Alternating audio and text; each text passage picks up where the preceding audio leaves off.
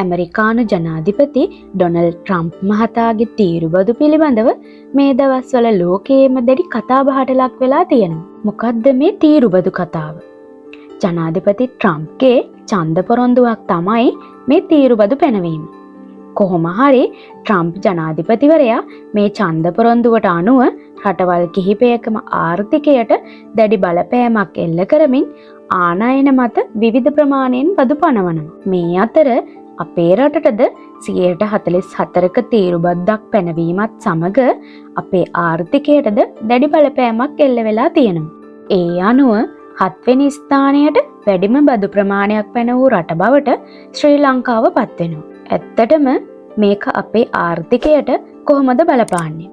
ඇමරිකාව විසින් ශ්‍රී ලංකාව සමග සිදු කරන ආනයන සහ අපනයනවලදී 88%ක වෙළඳ පරතරයක් නිර්මාණය වෙනවා. මේක වෙන්නේ මෙහෙමයි. ඩොලර් බිලියන 3ක් අපි අපනයනය කරනවා. අපි ඇමරිකාවෙන් ඩොලර් මිලියන 360ක් ආනයනය කරනවා. එතකොට මෙතන ඩොලර් බිලියන 2.6ක වෙළඳ පරතරයක් නිර්මාණය වෙනවා. මේකට තමයි කියන්නේ ටැරිෆ් එකක් කියලා. ඒ කියන්නේ වෙළඳ පරතරයක්. මේ හේතුවෙන් ඇමරිකාවට 88%ක පාඩුවක් සිදුවනවා කියලා තමයි ඔවුන් ලංකාවේ ආනයන මත 144ක තීරුබද්දක් පනවන්නේ. ඒ කියන්නේ රටක් විදියට ගත්තොත් අපි අපේ ලොකුම ගැනුම්කරුවා බවට පත් වෙලා තියෙන්නේ ඇමරිකාව. මොකද අපේ අපනයන වලින් වැඩි ප්‍රමාණයක් සිදු වෙන්නේ ඇමරිකාවට. GSP සහනය යටතේ ලංකාව භාණ්ඩ වර්ග 3200ත් 3400ත් අතර ප්‍රමාණයක් අපනයනය කරනවා. මෙම නවබදු GSP සහනය යටතේ අපනයනය කරන සියලුම භාණ්ඩ සඳහා අදාළ වෙනවා. ලංකාවෙන් වැඩි වශයෙන් ඇමරිකාවට අපනයනය කරන්නේ ඇඟලුම්. මේ බදු පැනවීමත් සමග ඇමරිකානු වෙළඳපොලේ අපේ නිෂ්පාදනවල මිල ඉහළ ගිහින් තරඟකාරී වෙළඳපොළ තුලදී පාරිභෝගිකයන් විසින් අඩු මිලක් ඇති භාණ්ඩ මිලදී ගන්න යොමු වෙනවා. එතකොට අපේ ලංකාවේ භාණ්ඩවලට තියෙන ඉල්ලුම අඩු වෙනවා. එහෙම වුණොත් ලංකාව විශාල ආර්ථික අර්බුදයකට මුහුණ දෙන බවයි ආර්ථික විශ්ලේෂකයන්ගේ අදහස වෙන්නේ.